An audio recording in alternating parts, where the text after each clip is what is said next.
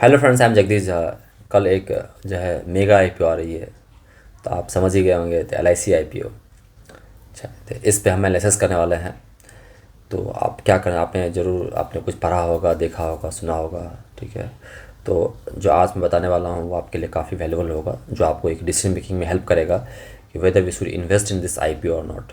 As a trader investor में क्या करना चाहिए, क्या आप लिस्टिंग गेन की एक्सपेक्टेशन, कितनी एक्सपेक्टेशन रखनी चाहिए आपको, और क्या साइकोलॉजी होनी चाहिए, माइंडसेट क्या होना चाहिए, उस पर हम डिस्कस करेंगे।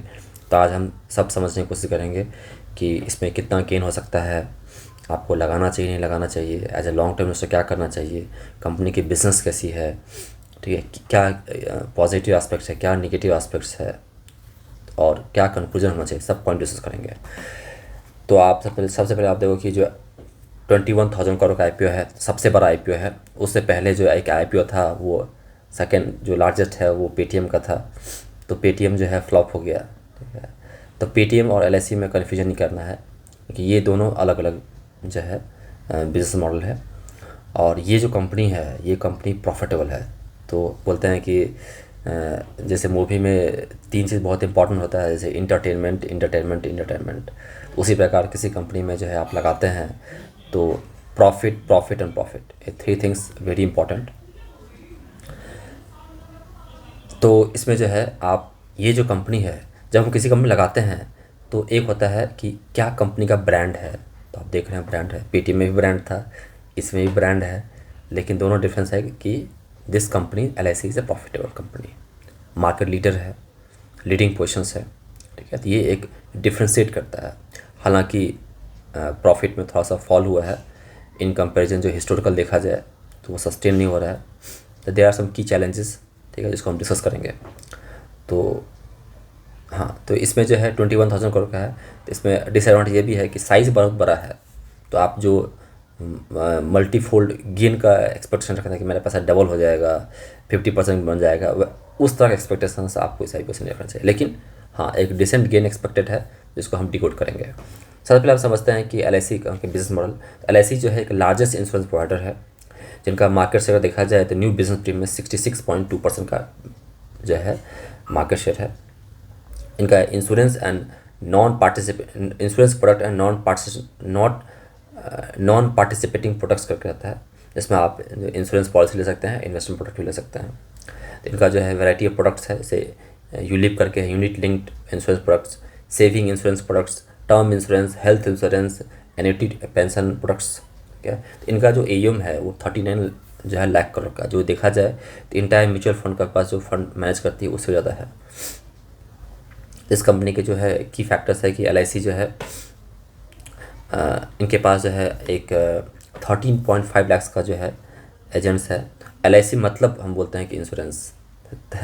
LIC किया है क्या, इसका मतलब इंश्योरेंस करवाया आपने। और इनके पास जो उन्होंने बॉन्ड लेकर रखा है, तो गवर्नमेंट ने जो RBI ने जो बॉन्ड लिया है उससे भी ज़्यादा इनका गवर्नमेंट बॉन्ड है। तो मतलब कि अपने पैसे को काफ़ी सेफ रखा उन्होंने। और देखा जाए तो इंडियन मार्केट में जितनी भी कंपनी है उनका 4% स्टेक उन्होंने लेकर रखा है। तो चाहे इक्विटी एक्सपोजर हो या आपका बॉन्ड्स हो, उसमें भी जो है लीडिंग पोजीशंस है। जब हम इंश्योरेंस कंपनी की वैल्यूएशन करते हैं तो उनका इम्बेडेड वैल्यू देखा जाता है। तो इम्बेडेड वैल्यू होता है कि कंपनी का जो है करंट नेट एसेट वैल्यू कितना है, और फ्यूचर में कितना प्रॉफिट जो फ्यूचर में जो प्रॉफिट बनाने वाली है उसकी प्रेजेंट वैल्यू क्या है। फिर से रिपीट करता हूँ, किसी भी कंपनी की एसेट वैल्यू, किसी भी इंश्योरेंस कंपनी की net asset value plus present value of future profit, इस दोनों को ऐड करके जो होता है उसको बोलते हैं एम्बेडेड वैल्यू। तो इनका जो कंपनी का वैल्यूशंस है वो 1.1 टाइम्स ऑफ एम्बेडेड वैल्यू है। ठीक है। तो जो मतलब कि ये हो गया। तो ये जो है पॉजिटिव एस्पेक्ट में इसलिए है कि जो कंपनी पैसा रेज करने वाली थी 65,000 करोड़, उससे रिड्यूस करके उन्होंने 21,000 करोड़ किया है, तब जाके उनका वैल्यूशन जो है 1.1 टाइम्स ऑफ एम्बेडेड वैल्यू आती है। ये पॉजिटिव एस्पेक्ट है। अदरवाइज यदि आप दूसरे इंडस्ट्री, वर्ल्ड की इंडस्ट्री से, आप वर्ल्ड के इंश्योरेंस इंडस्ट्री से कंपेयर करना चाहेंगे तो वर्ल्ड की जो दो बड़ी कंपनी है, जैसे an insurance and China life insurance, उनकी जो एम्बेडेड वैल्यू है वो 0.54 टाइम्स एंड 0.21 टाइम्स है। उसके स्पेक्स में कॉस्टली है। लेकिन जो लीडिंग मार्केट में लीडिंग पोजीशंस है, प्रॉफिटेबल कंपनी है, तो वो जो है प्रीमियम कमांड करती है। तो आपको उससे घबराने की बात नहीं है। अच्छी कंपनियां जो है और महंगा हो सकता है। जैसे बहुत सारी अच्छी कंपनियाँ हैं, जैसे D mart, IRCTC, Adani Wilmar, ये सब ऐसी जो कंपनियाँ हैं तो जो अच्छी रहती है वो अच्छी जो है प्रीमियम पे कमांड करती है। तो महंगा है तो और महंगा हो सकता है, ये भी एस्पेक्ट है। तो हर एक चीज़ का जो है काउंटर चीज़ रहता है। तो ये हो गया आपका जो है जो उनकी पॉजिटिव एंड की चैलेंजेस है। अभी हम देखेंगे कि जो इस IPO में लगाने का तो 4th से 9th के बीच में 4 दिन का IPO पीरियड है, 4 दिन में है, आप लगा सकते हैं। इनका प्राइस बैंड जो है 902 से लेकर 949 है। हमेशा आप कटअप पे क्लिक करके बिट कीजिए। 15 शेयर्स के लॉट में आप अप्लाई कर सकते हैं। अप टू 2 लाख शेयर्स आप 2 लाख रुपये अमाउंट का आप लगा सकते हैं। तो 15,000 से लेकर 2,000 के बीच में पढ़ सकते हैं। ये जो है यदि आप वहाँ पे आप जब लगाने जाएंगे तो आपको कैटेगरी दिखेगा। एक तो दिखेगा जनरल, दिखेगा रिटेल कैटेगरी, जिसमें आपको 45 रुपीज़ का डिस्काउंट मिलेगा। एम्प्लॉय को 45 डिस्काउंट है, पॉलिसी होल्डर को 60 रुपये डिस्काउंट है। यदि आप लगाना चाहते हैं तो आप यदि मान लीजिए आप दो लॉट लाना चाहते हैं तो एक लॉट जो है आप रिटेल कैटेगरी लगा दीजिए, जिसमें 45 रुपये का डिस्काउंट मिलेगा। एक आप पॉलिसी होल्डर लगा दीजिए, तो एटलीस्ट इधर नहीं तो इधर मिल जाएगा या दोनों मिल जाएगा। ठीक है।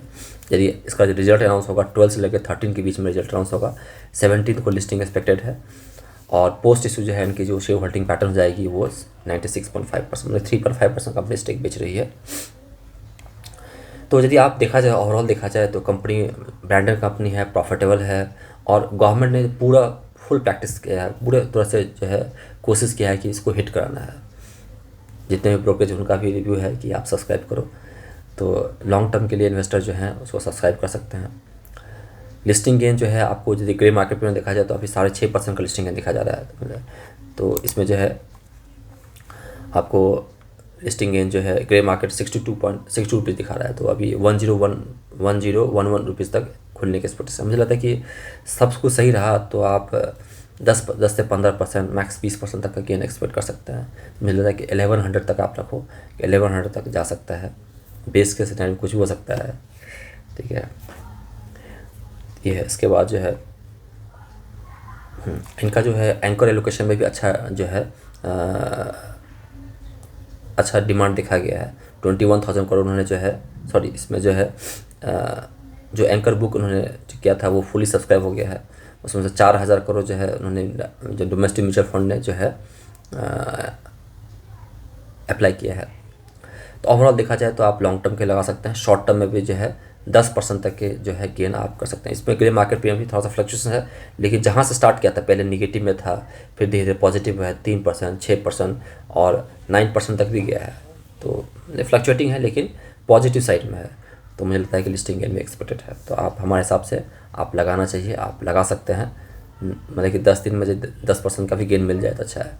और वर्स्ट केस में कुछ ऐसा होता है तो आपके पास है तो आप मतलब कि आप यदि अनइमोशनल काम करेंगे और मतलब जिस प्राइस पर कंपनी बेच रही है उससे नीचे खुलेगा तो आपके पास है, आप बेच सकते हैं। लेकिन मुझे लगता नहीं है कि ऐसा जो होगा, क्योंकि आपको कंपनी डिस्काउंट भी दे रही है, तो वो जो है आइसिंग ऑन द केक है।